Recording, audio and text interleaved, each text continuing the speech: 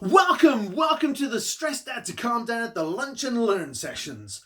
I'm so excited to get underway. We're finally here. So come on in and welcome. And look, if I was doing this session in your organization, then I would definitely make sure that lunch was provided. But as it's virtual, I hope you've brought your own along. Now look, I just want to say a massive thank you. Thank you for being here. Thank you for showing up. And also, I just want to say, and I say this to my clients, and it might sound a bit strange, but I just want to say I'm proud of you.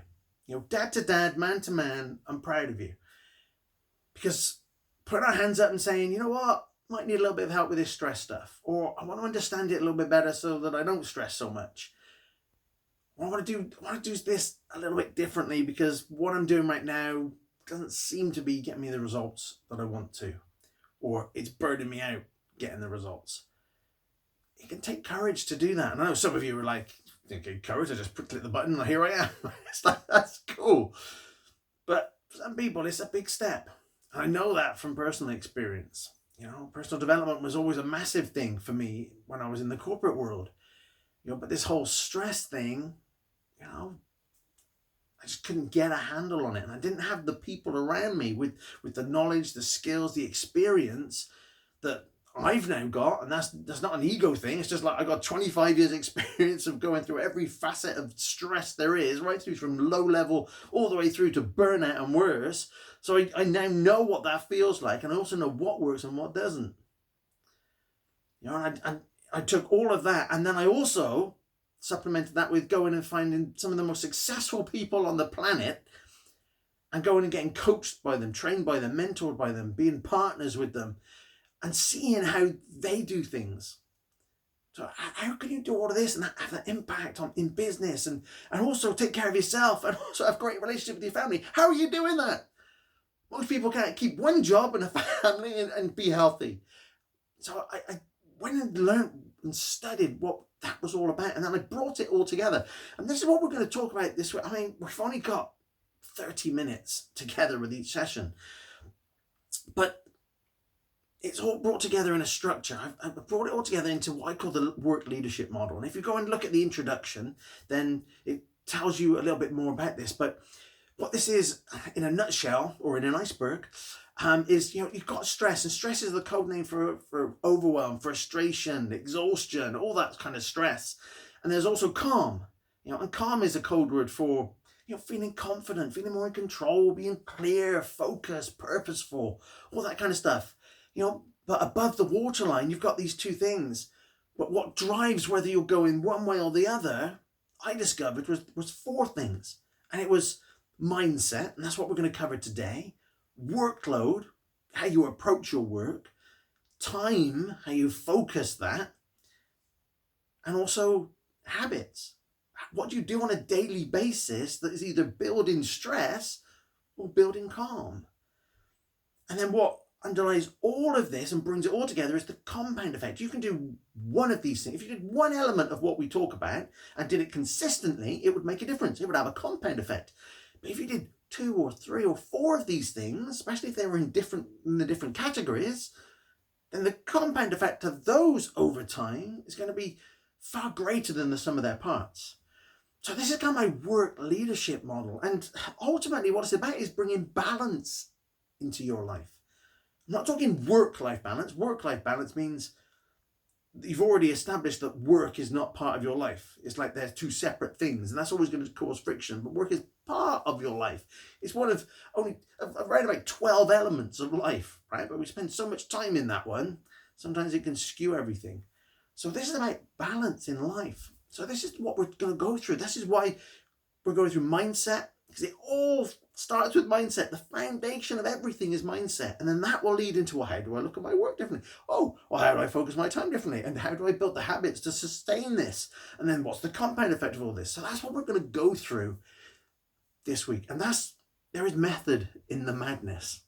And in terms of these sessions, I give you a suggestion of show up.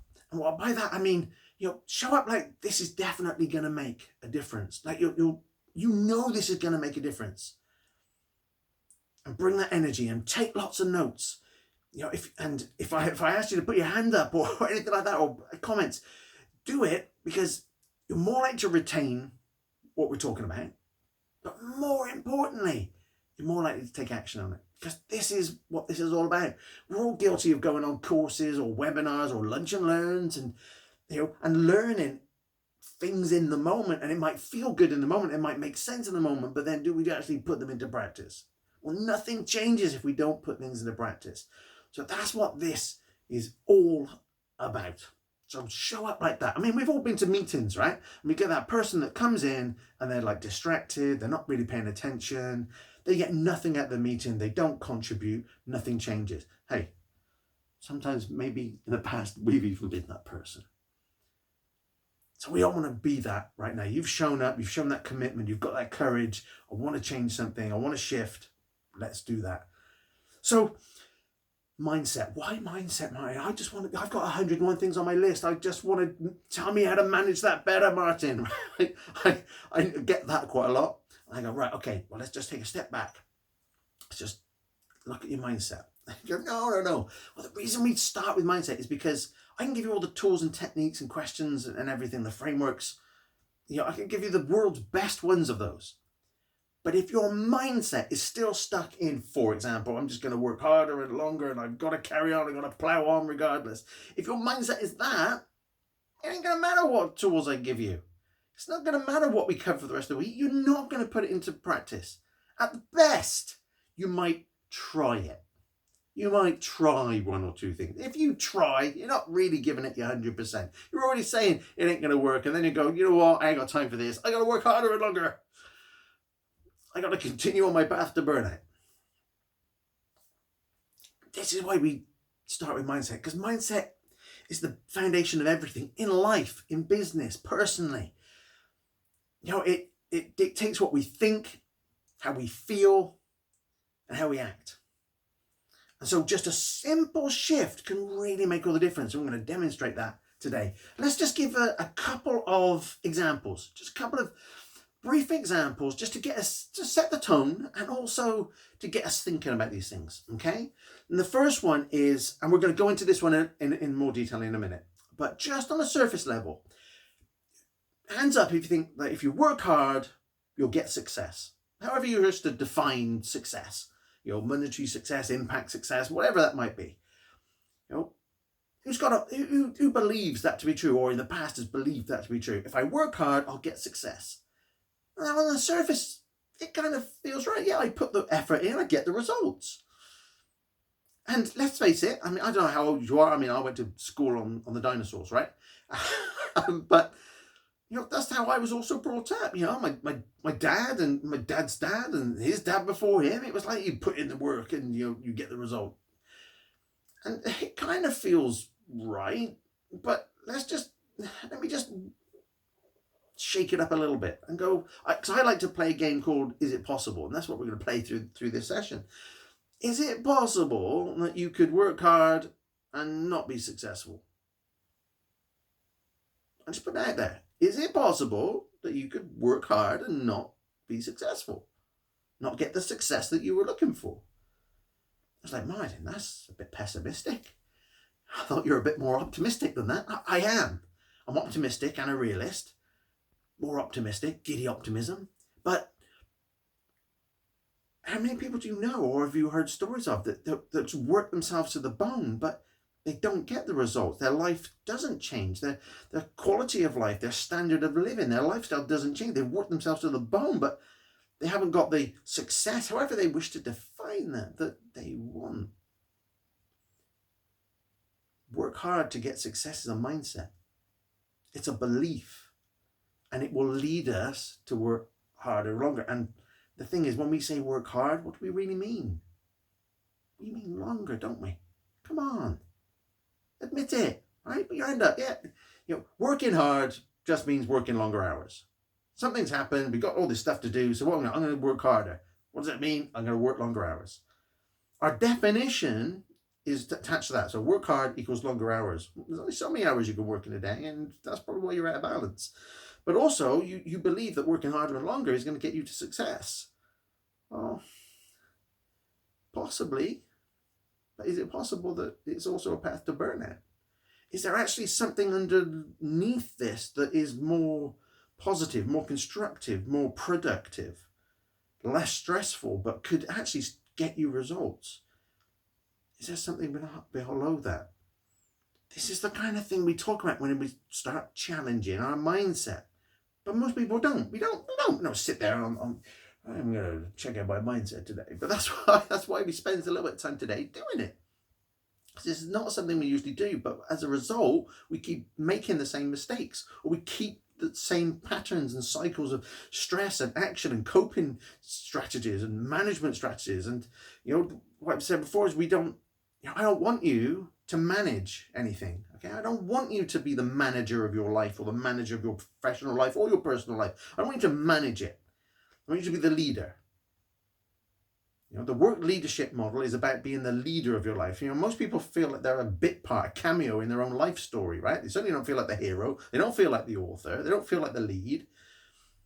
We're just kind of managing all the circumstances. This is what a manager does. A leader goes, that right there, that's the thing we're going to focus on. And they'll know the reasons why.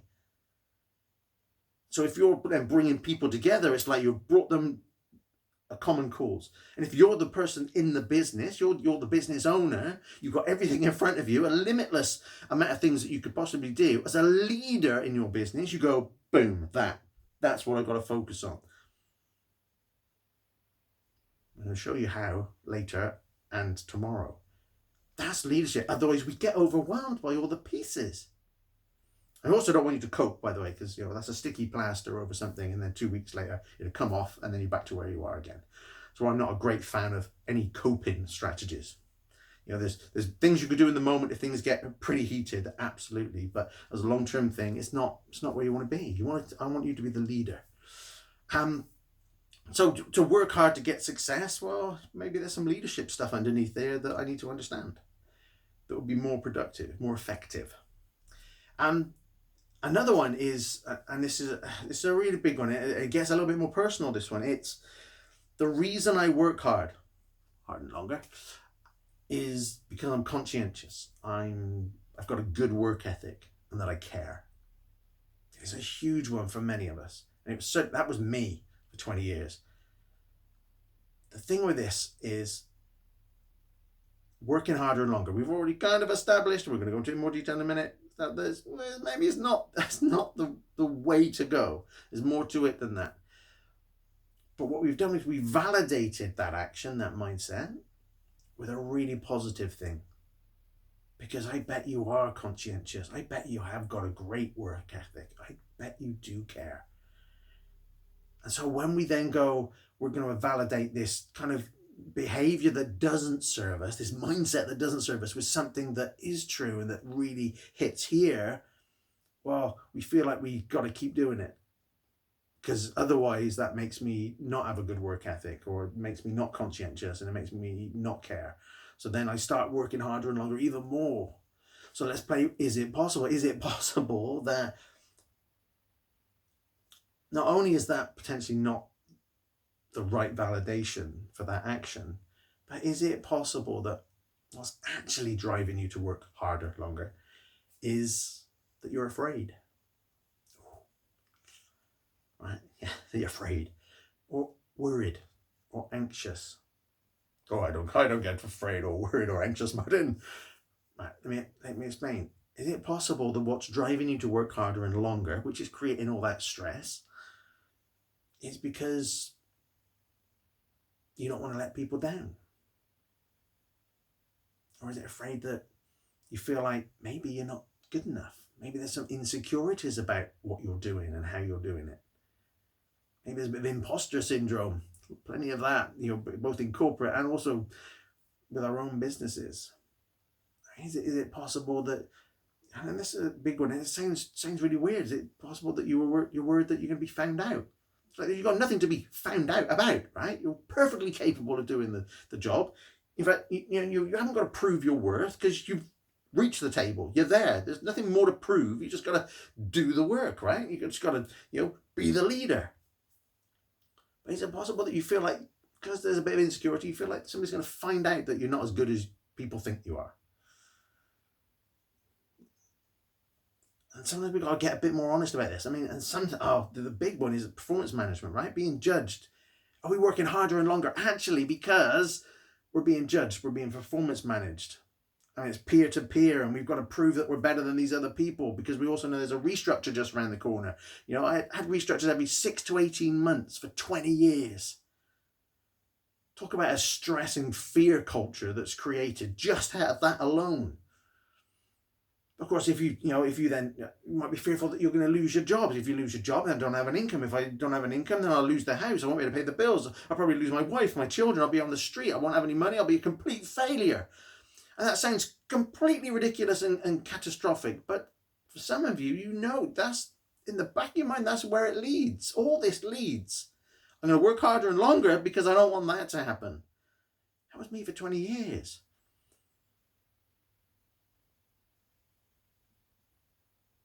So is something else driving that mindset? I want you to think about those two examples. Do they apply to you? You know, if this is resonating, give me a hell yeah in the comments. What we got to do, we've got to get honest, because that last one, it is a little bit more honest. We don't like to get a little bit uncomfortable about things, do we? We don't like to admit that, I'm a little bit worried about that. And actually, I do feel a bit like an imposter. It's tough to get to think that sometimes. But you know what? We've got to be honest, because then what we can do is we can start shifting. Because that at the moment could be the reason why you're then burning yourself out, and you're not going to be good to anybody. You won't be good to your work because you'll burn out, you'll be ill, you won't be able to work. It's bad for your health, bad for your family. This is why mindset is so important. I hope I've kind of made the point. So we're here to break the cycles of stress, break the patterns that are keeping you from being, from being better and doing better, right? I'm talking about professionally and personally. So let's get on with three really key. I mean, there's lots of beliefs that people can have around work, and I'm just giving you 2 of them, but let's 3 that are really keep cropping up with it. Cropped up with me, crops up with clients, and they can be so destructive. And sometimes we think we're doing it for the right reasons. A bit like what we just said about working harder and longer. The reason we put the reason for that. Let's go through the first one. And again, here it is. That I should be grateful for the job that I have. I should be grateful for what I have beyond the work. I should be grateful. And by this whole mindset of I should be grateful, and we validate that to say, well, because not everybody has got a job, not everybody has got a well-paid job like me, not everybody's got the responsibility that I have, not everybody's got the lifestyle that I have or the family that I have, and we'll justify it. But we can be so grateful to our own detriment.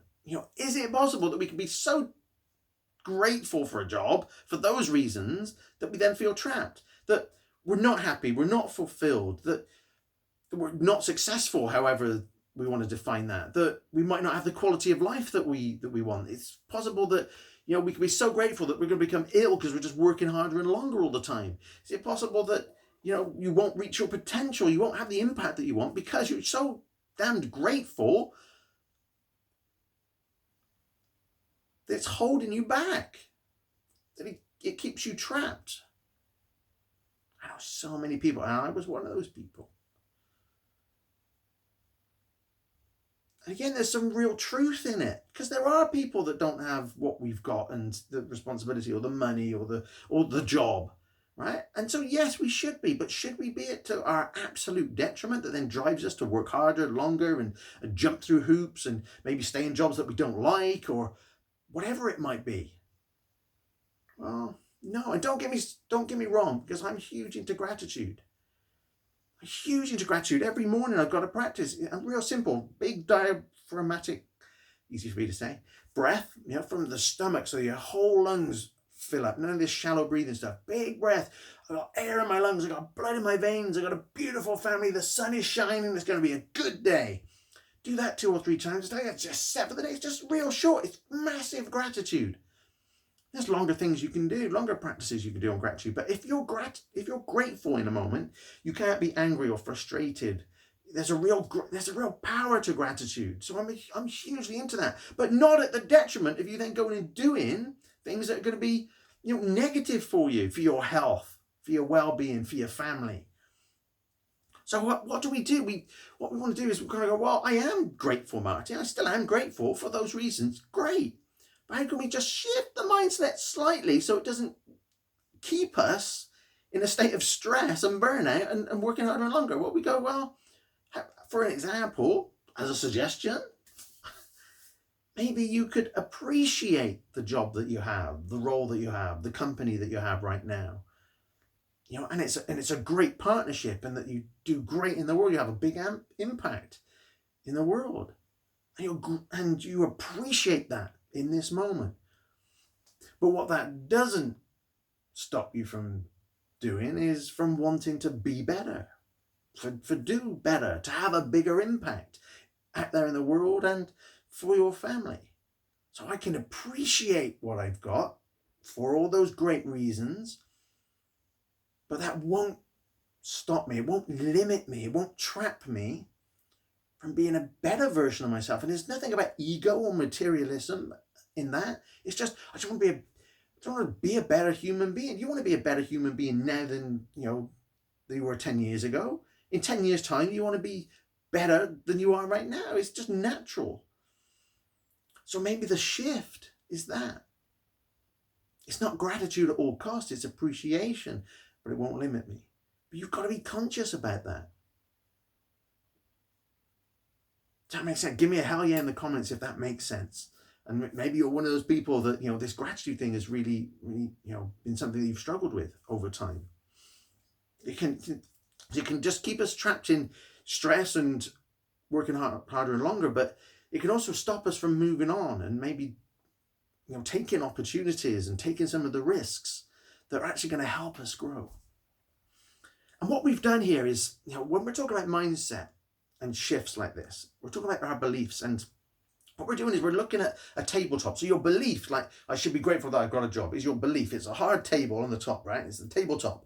And underneath are legs holding that up. And it's the validation, it's the examples, it's the evidence we give to say, well, no, this is true. We've done it earlier with those other examples. What we start doing when we just start looking at this a little bit deeper, we just start shaking those legs a little bit, and we realize maybe they're not quite as solid as we thought. And so what we start doing then is we go, well, actually, there's this new tabletop that maybe I need to be looking at. So we put the table on, and then we start building the evidence, the validation, and the justification, the reasons that are far more positive. We put those positive legs on this new belief, and we're like, whoa, this feels a heck of a lot better.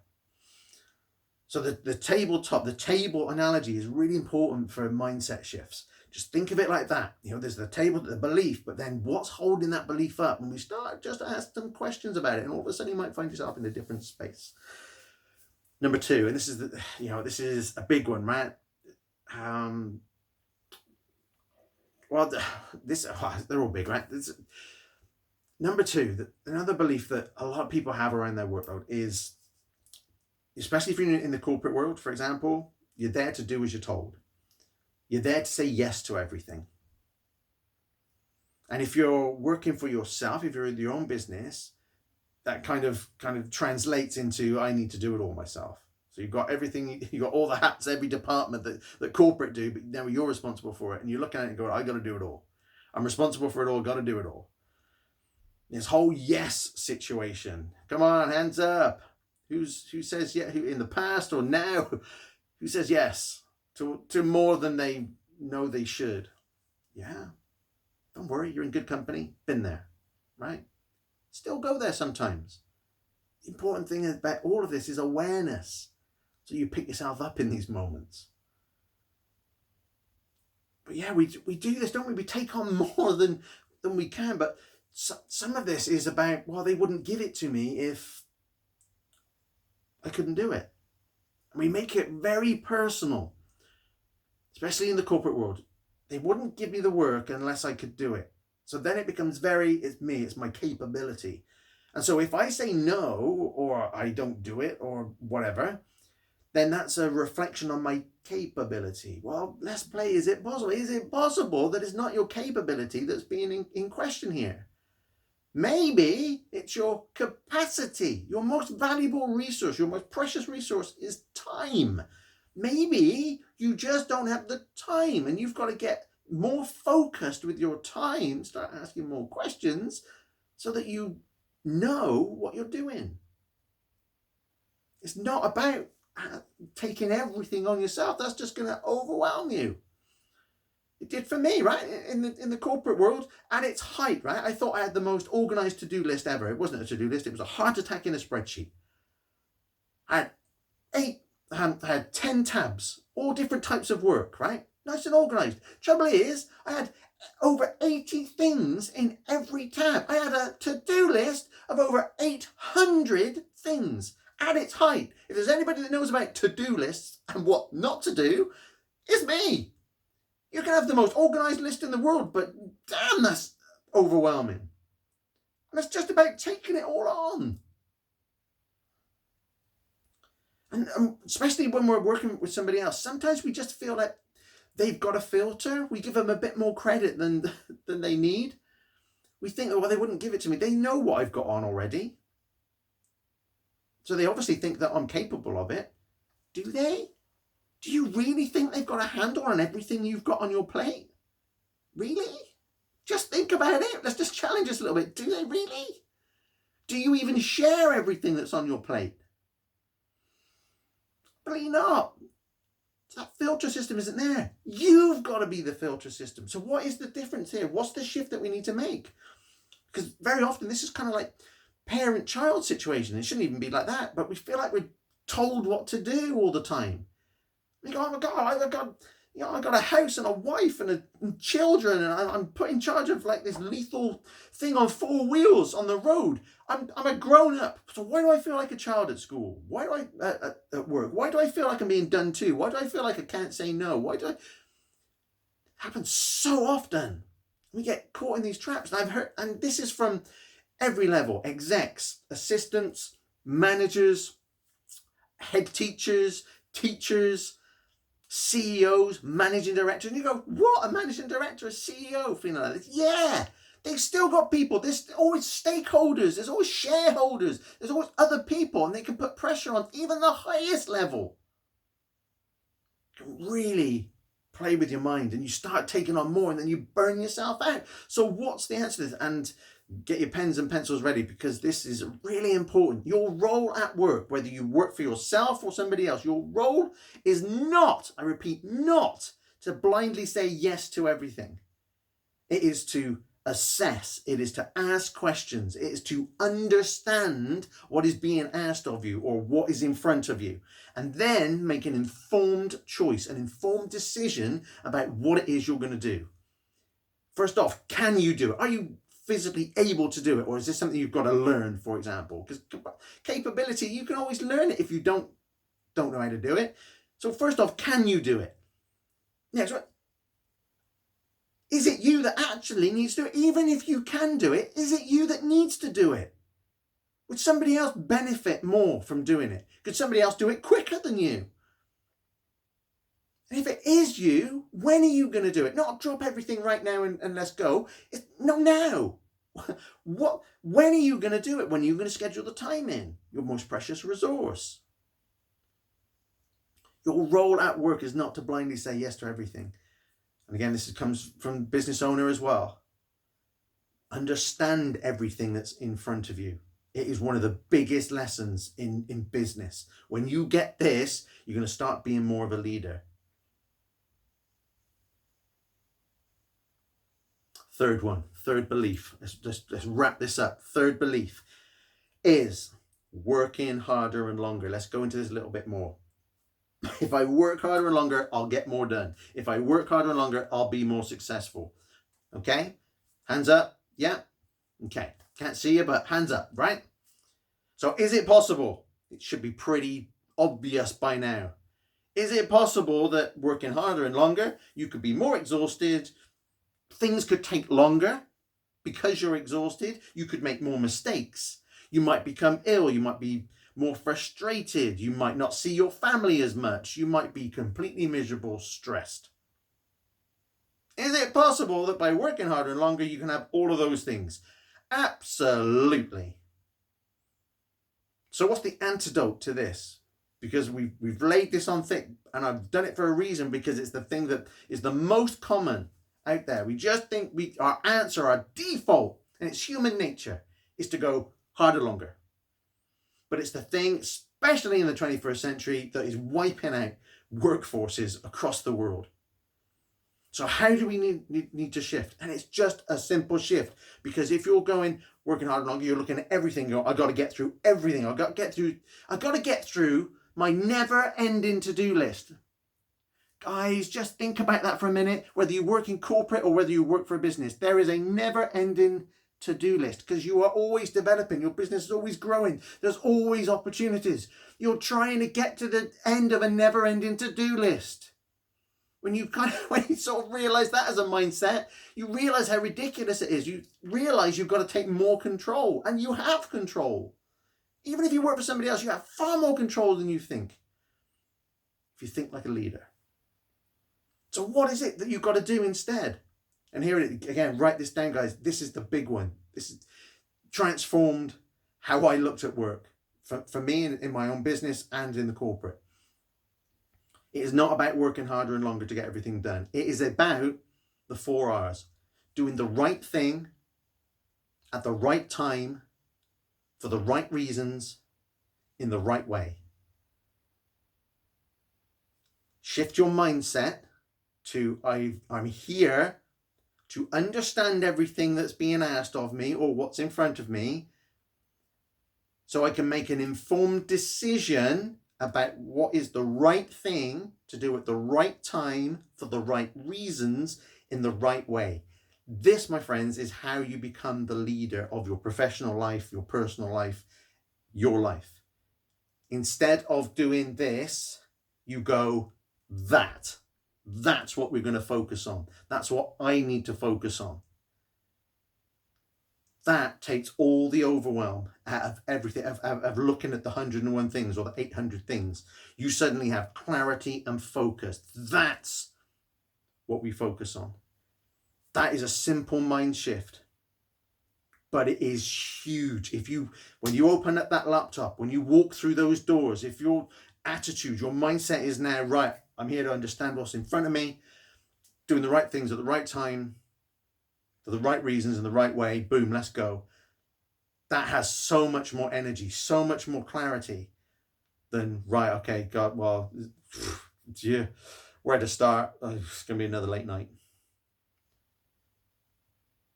Your mindset dictates everything. And so that was so important to make that shift. Look, this has been a lot of fun to deliver. I hope you've got massive value from it. Please, in the comments, tell me what you think. Tell me your insights. Was it you? Was it not you? If you feel comfortable, obviously, I'd love to hear from you. And if you want to send me an email behind the scenes, then please do. Mindset, so important. But of course, we have covered a lot, and hopefully I've dissected it down to make it clear. It's great. Learning is great, but we need to put it into practice. So as an exercise for you, I want you to identify some of these beliefs, some of these mindsets that you're in that have been holding you back. And maybe they are some of the ones that we've got here. I just want you to, on a piece of paper, just put a line down the middle, and on the one side, I just want you to do the old beliefs, the old stories, the old mindset. And then on the other side, the new belief, the new story, the new mindset that's going to replace it. Replacing that tabletop. So yeah, okay, the whole grateful thing, might be there. And you go, oh no, I'm going to appreciate what I've got, but it's not going to hold me back. It might be the working harder and longer. It would surprise me if that wasn't one of them. It's like, oh no, I'm now going to do the right thing at the right time, for the right reasons, in the right way. Oh, that's the thing. And I'm definitely not going to say yes to everything, but my role is to understand what's in front of me. Man, but maybe there are some other ones. So pick up on 3 or so beliefs that you've got, and make that shift. And then what you want to be doing, you want to be reiterating those to yourself every day. So again, like I said, when you open the laptop or when you walk through the door, you consciously think it to yourself. so that then the actions, the feelings follow. If you just do this as a one-off exercise, it's not going to work. You've got to then put this into practice. So do that. And if you feel comfortable, share what your insights are, what you're working on. And that's it. That's what I wanted to share today. And tomorrow we look at workload. So if you're now looking at, right, I need to understand it better, I need to know what the right thing is, tomorrow I'm going to give you the top 3 most powerful questions to answer those questions, to allow you to then put that mindset into practice. It can be a great session. Join me tomorrow. Until then, have a great day. Reflect on what you've learned today, what we've covered. Have a look at the exercise, and I'll catch up with all the comments and everything afterwards. Can't wait to see you again for day 2 workload. Thanks ever so much for joining me today.